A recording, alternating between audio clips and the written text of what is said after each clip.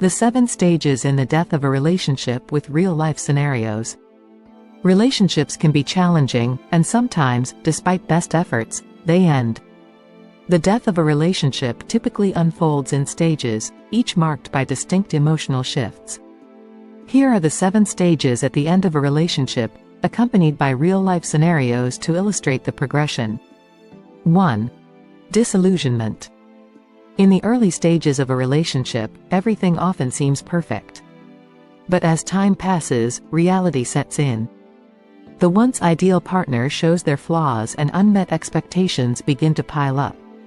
Scenario: Josh and Kako were once inseparable, but lately, Josh has noticed Kako spending more time with friends than him.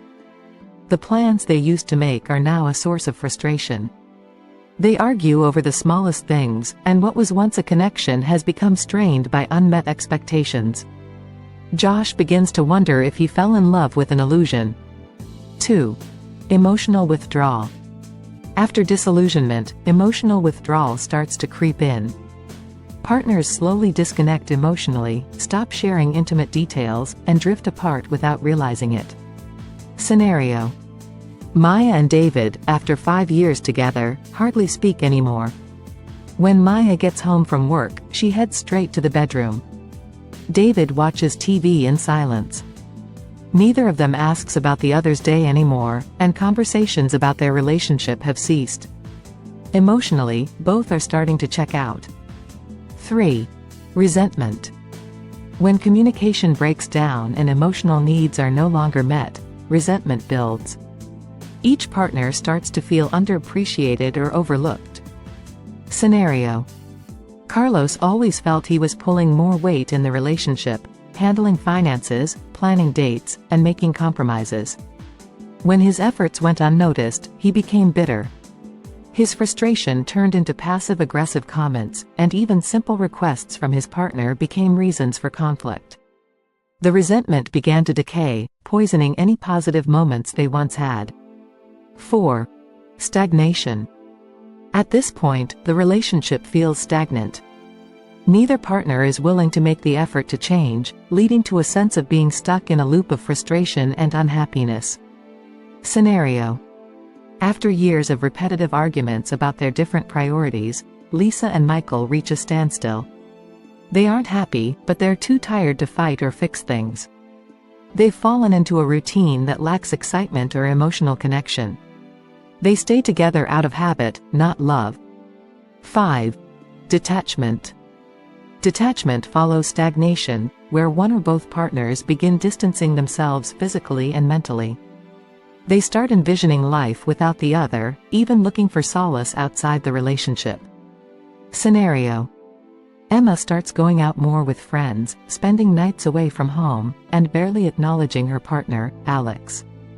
They still live together, but in her mind, Emma has already started moving on. She's already imagining what life might look like if they weren't together anymore. 6. The breaking point. This is the moment when one or both partners decide that enough is enough. This could be triggered by a big fight or a quiet realization that the relationship is no longer salvageable. Scenario: After a heated argument over finances, Jim storms out. As he drives away, he realizes this fight feels different. He's done trying to make things work. Later that night, Jim tells his partner Kate that he wants to separate, marking the beginning of the end. 7. Acceptance and moving on. Once the decision is made to end the relationship, both partners slowly begin to accept it. This phase often brings a sense of relief and clarity. Each partner starts to focus on healing and moving forward. Scenario: 3 months after breaking up, Melissa and Ryan finally meet up for coffee.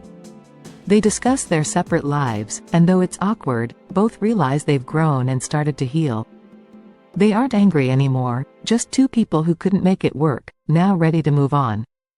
These stages can vary in length and intensity, but they're common in many breakups. Each stage comes with its own set of challenges, but understanding them can help ease the process of healing. Coping with the stages of a dying relationship can be emotionally draining, but certain strategies can help you healthily navigate the process. Here are some strategies to cope with each stage. 1. Disillusionment. At this stage, it's important to reassess your expectations of your partner and the relationship. Communicate openly. Share your feelings of disappointment without blaming your partner. Try to understand their perspective and discuss whether both of your expectations are realistic. Consider how your expectations may have contributed to the disillusionment. 2. Emotional withdrawal. Emotional withdrawal can feel isolating, but it's not too late to try rebuilding intimacy. Invest in quality time. Plan activities that allow for open communication and shared experiences. Go on a weekend getaway, take walks, or have dinners without distractions.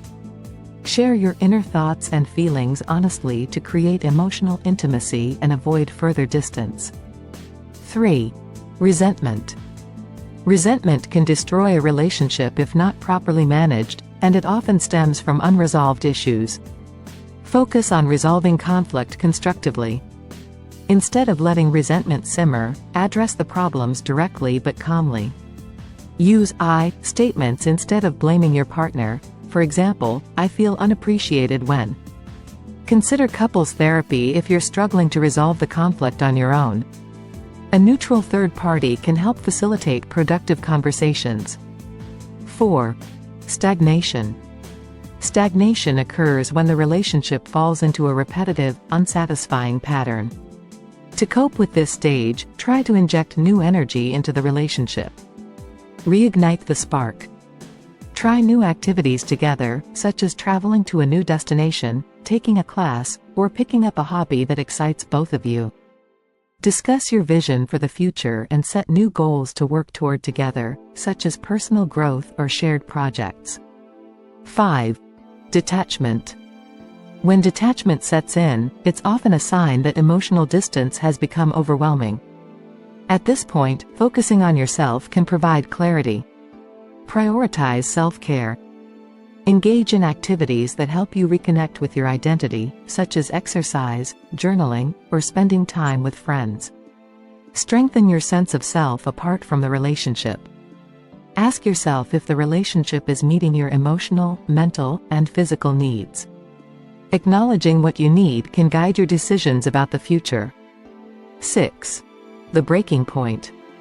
Reaching the breaking point can feel like an emotional overload. It's critical to give yourself time and space to process the decision to end the relationship. Pause and reflect. Take time to reflect on what led to this point without rushing into actions or decisions. Avoid hasty decisions and instead take time to grieve. External perspectives can provide valuable clarity during this emotional upheaval. 7. Acceptance and moving on. Once you've reached the final stage of acceptance, it's important to focus on healing and rebuilding your life. Focus on personal growth. Embrace new opportunities and personal growth by setting goals for your future. Surround yourself with supportive friends and family. Allow yourself to feel the sadness, disappointment, or anger associated with the end of the relationship. Healing takes time, and it's important not to rush the process. Break old habits that remind you of the relationship by developing new routines that support your well-being and future happiness.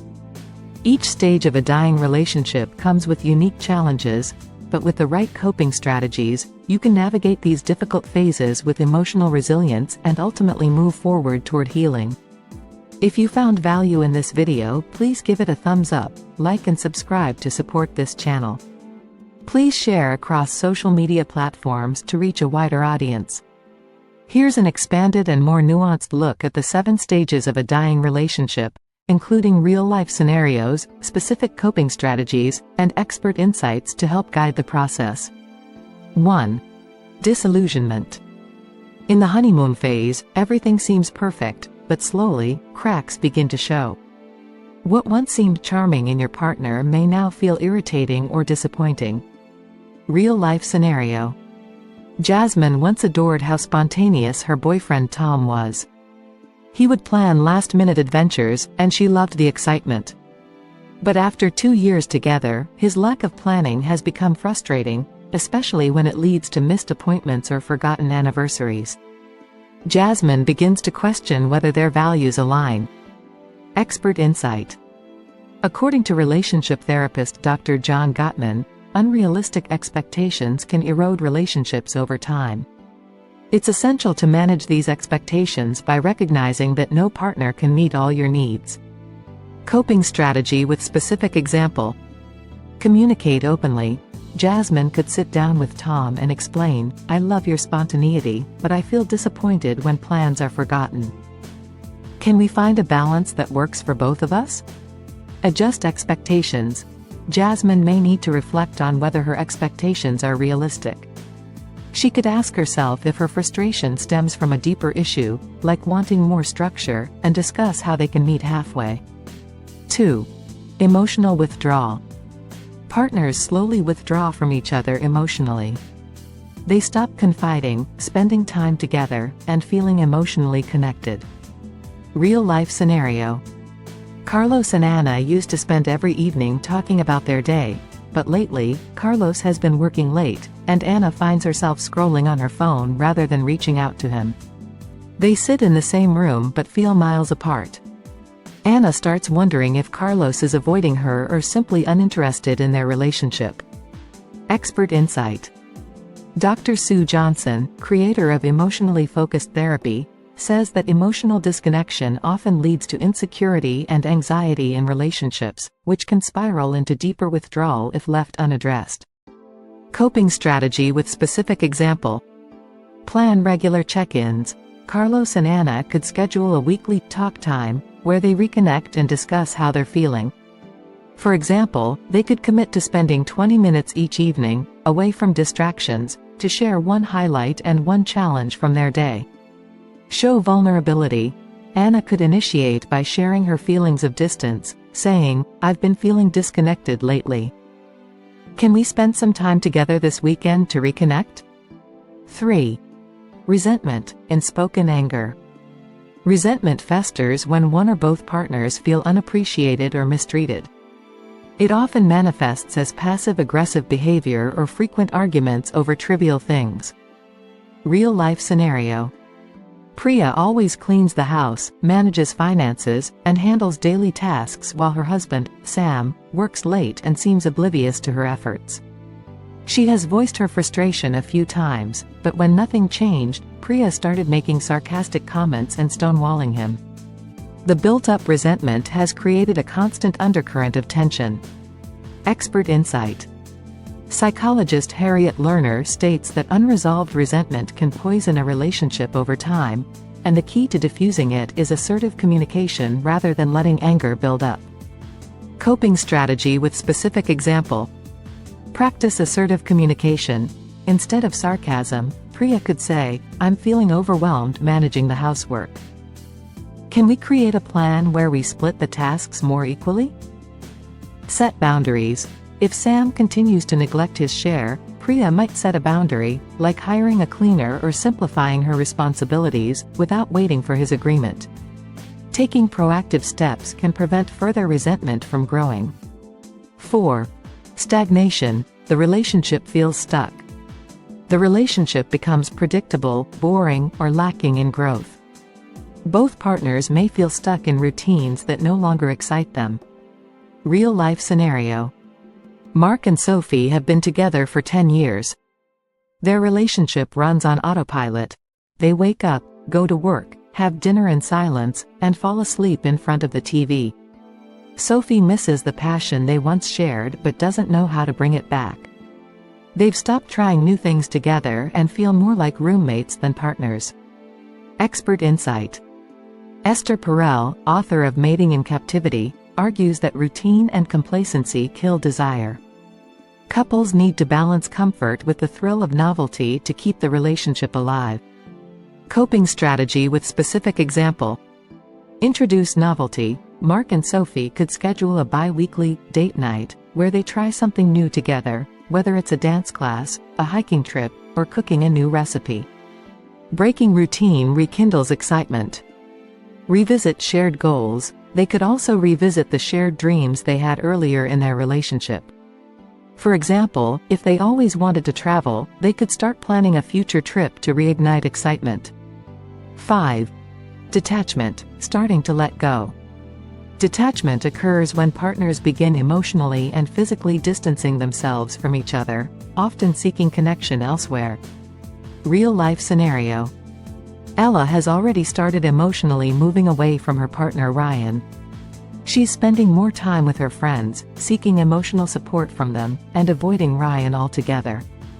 Ryan senses her withdrawal, but both are too afraid to confront the reality of their crumbling relationship. Expert insight. Dr. Gary Chapman, author of The 5 Love Languages, emphasizes the importance of understanding how your partner gives and receives love. A lack of this understanding can lead to emotional detachment. Coping strategy with specific example. Revisit love languages. Ryan could try reconnecting with Ella by revisiting her love language. For example, if Ella values quality time, Ryan could plan a day focused solely on her, asking about her feelings without judgment. Acknowledge the detachment. Ella could start an honest conversation by saying, "I've been feeling distant lately. I think we need to talk about where we're heading." Naming the issue is often the first step toward healing or closure. 6. The breaking point, the relationship ends. The breaking point happens when one or both partners realize the relationship can't be saved. It's often marked by a significant event or realization. Real-life scenario. After months of arguing and avoiding each other, Lisa finally tells Kevin she wants a divorce. The final straw came when Kevin forgot their wedding anniversary for the 3rd year in a row, and Lisa realized she didn't feel the hurt she used to, just numbness. Expert insight. According to relationship expert Dr. John Amodio, author of Dancing with Fire, the breaking point is a powerful moment of realization when one partner understands they've reached their emotional limit. Coping strategy with specific example. Allow for space. After Lisa's decision, she could give both herself and Kevin space to grieve the relationship. Taking time apart can help each person process their emotions and move toward closure. Seek professional help. Even in breakups, couples therapy or individual counseling can help both parties process the end of the relationship in a healthy way. For example, Lisa could attend therapy to work through her feelings of loss, anger, or sadness. 7. Acceptance and moving on, healing begins. After the dust settles, both partners begin to accept the end of the relationship and focus on healing and moving forward. Real-life scenario. Ben and Natalie have been separated for 6 months. Initially, they struggled with the transition, but Ben has started focusing on his career, taking up hobbies he once abandoned, and reconnecting with old friends. Natalie, too, is slowly rediscovering her independence and making peace with the breakup. Expert insight. Brené Brown, a well-known researcher on vulnerability and healing, explains that acceptance is a critical stage in moving forward. It requires processing grief and letting go of blame, guilt, or anger. Coping strategy with specific example. Create a new routine. Ben could start each day by writing in a gratitude journal to focus on the positives in his life. By acknowledging small wins and progress, he rebuilds his sense of self-worth. Embrace self-care. Natalie could attend yoga classes or engage in mindfulness meditation to ground herself in the present and nurture her emotional well-being. By using these real-life scenarios, coping strategies, and expert insights, individuals can better navigate the painful process of relationship breakdown, understand the emotions involved, and ultimately find a path toward healing and personal growth. If you enjoy this video, please give it a thumbs up, like and subscribe to our channel for more self-improvement videos. Comment below to tell us how useful you found this video. Remember to share on various social media platforms to reach a wider audience. Click the notification bell to get notified anytime we post a new video. Thanks for watching, see you in the next video.